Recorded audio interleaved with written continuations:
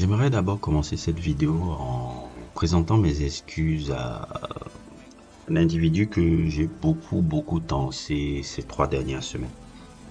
Et cet individu, c'est le gars que vous voyez apparaître sur le vélo là. Je l'ai beaucoup tensé d'avoir fait un peu son backtrack et s'excuser sur l'individu qui s'appelle Kendrick Lamar en disant que mais qu'est-ce que tu fais, blablabla.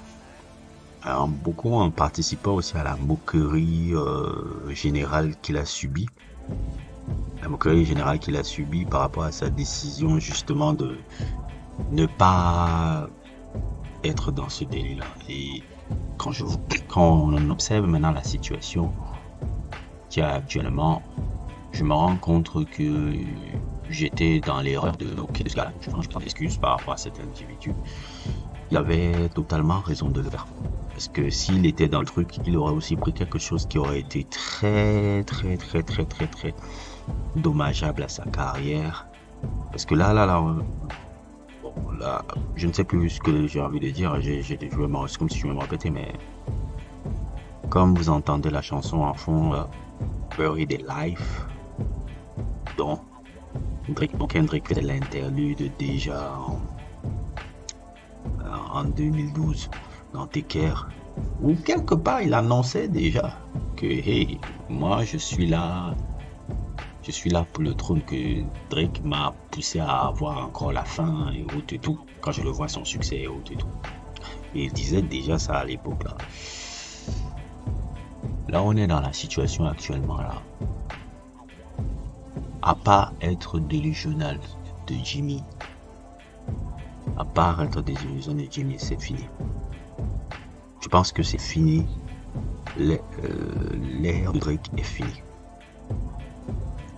J'annonce tout de suite, la Drake era, c'est terminé. Ça aura duré 15 ans. Ça aura duré presque 14-15 ans. Vraiment, chapeau à lui. Mais le hip-hop reprend ses droits. Il y a un soir un dicton qui disait... il y a un dicton qui, mon père disait souvent, le mensonge prend l'ascenseur, mais la vérité prend l'escalier. Drake a été une farce insupportable de l'histoire du hip-hop pendant 15 ans. Et tu n'allais pas réécrire les codes. Parce que ce qui se joue là, ce n'est pas, j'ai toujours dit, ça n'est pas un combat entre Kendrick et Drake. Comme je dis, c'est un combat. Je veux pas faire un peu un truc philosophique ou quelque chose comme ça. C'est un combat pour l'âme du hip-hop. Et Kendrick Lamar, il me fait penser un peu à Skywalker, du Jedi, là où doit annihiler un peu l'un des derniers sites que Palpatine pouvoir remettre les Jedi dans le centre du délire de la galaxie. C'est un peu ça Kendrick en ce moment. Kendrick ne le fait pas pour l'argent. Il en a déjà assez. Kendrick ne le fait pas pour la popularité. Il ne sait jamais quelqu'un qui a la popularité. Vous le voyez, il n'est même pas dans les réseaux sociaux. Kendrick le fait uniquement pour ce qu'il pense que le hip-hop doit être. C'est une lutte entre le hip-hop, ce que le hip-hop doit être. Regardez, comme je l'ai répété avant, il ramène le fait d'analyser les textes dans le hip-hop. Maintenant, quand on voit un disque record, on dit pas oh là là, on regarde, on essaie d'analyser qu'est-ce qu'il dit, qu'est-ce qu'il veut dire, qu'est-ce qu'il veut révéler. C'était quelque chose qui était perdu pendant longtemps. Pendant très longtemps. Et quelque chose qui a été aussi un peu compliqué, ça a été le back-to-back de Drake contre Meek Mill là, où Drake utilise tout le temps maintenant cette formule là, depuis qu'il a réussi ça à faire avec Meek Mill back-to-back là où il essaye toujours de faire une sorte de disque record, mais en même temps son pour les clubs, pour que ça puisse passer pour les clubs. Même là ça marche pas. Ça n'a pas marché. Family Matters est un très bon morceau. Family Matters, je dois l'avouer, est un très bon morceau. Donnons les crédits aux gens. C'est un très bon morceau.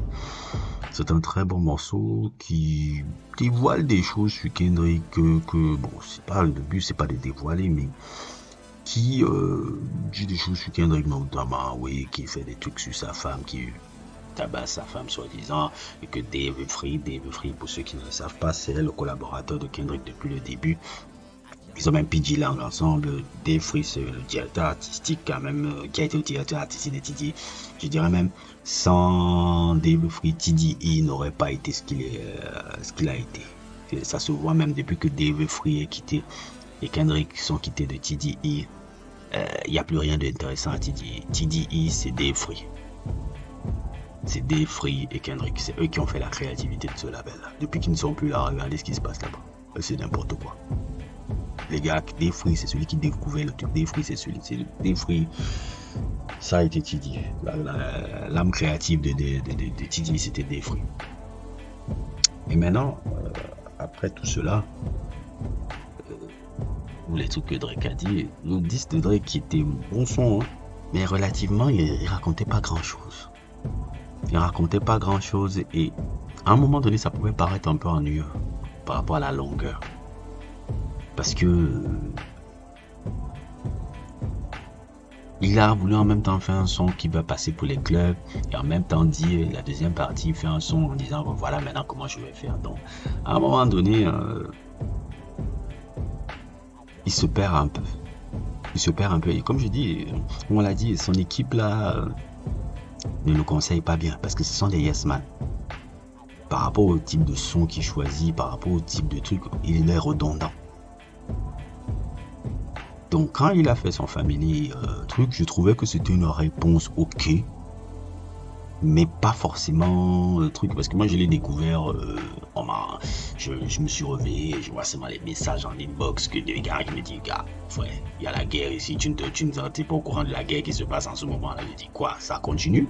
Moi je croyais que j'allais voir seulement le truc de Drake tout seul aujourd'hui vendredi, mais j'imaginais pas que ça allait être le bing bang qu'on ouais, vient de voir là. Et maintenant quand Drake a fait Family Matters, ce qu'il dit en gros, bon voilà, hein. En gros c'est, tu sais, tu es un peu un hypocrite de libéral quoi. En gros c'est un peu ça. Et dire que Dave Free est le père de ses enfants, bon. Et Drake aussi, il faut prendre des pincettes quand Drake parle. Drake c'est un menteur et un manipulateur aussi, très truc. Là ensuite le truc de Kendrick qui bat sa femme, moi je ne sais pas. Quand il dit toujours la vie live is a shade of grey, pourquoi pas, ouais, ça n'a pas l'effet que ça n'a pas eu l'effet. C'était ça qui gardait, parce que depuis on dit oui il garde quelque chose qui était une bombe, et si c'était ça qui gardait truc. Par contre quand le dernier Jedi fait Meet the Grams, on voit maintenant toute la photo qui cachait. Et la photo, en fait, c'est... La photo montre tous les éléments un peu du père déjà de Drake. Parce que ça, c'est les trucs de Drake et comment le père de Drake, apparemment, déjà c'est un drogué. Et deuxièmement encore, ce qui me fait rire, c'est que tonton Kendrick vient nous faire une story of Adidon 2. On ne savait pas que Drake avait une fille. Et en plus, ce n'est pas le seul enfant apparemment. Et Kendrick vient de nous le révéler, puisque l'autre a parlé de sa famille, il parle de sa famille aussi. Kendrick aussi globalement met en avant un peu aussi l'industrie musicale avec les trucs de...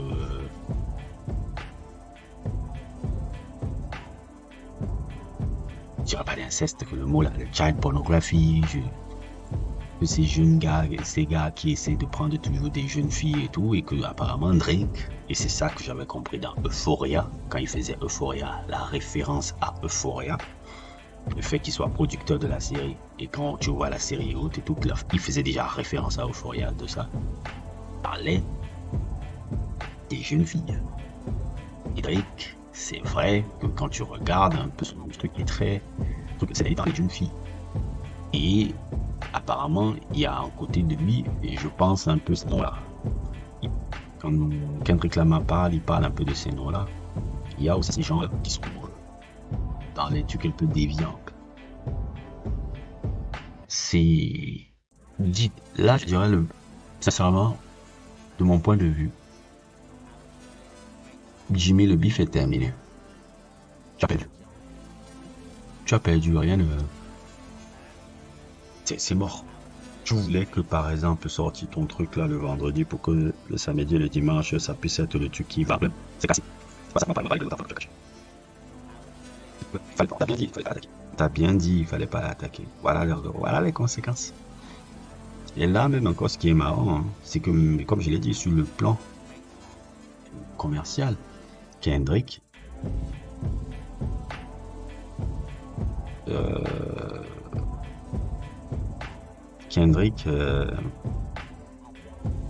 sur le plan commercial, Kendrick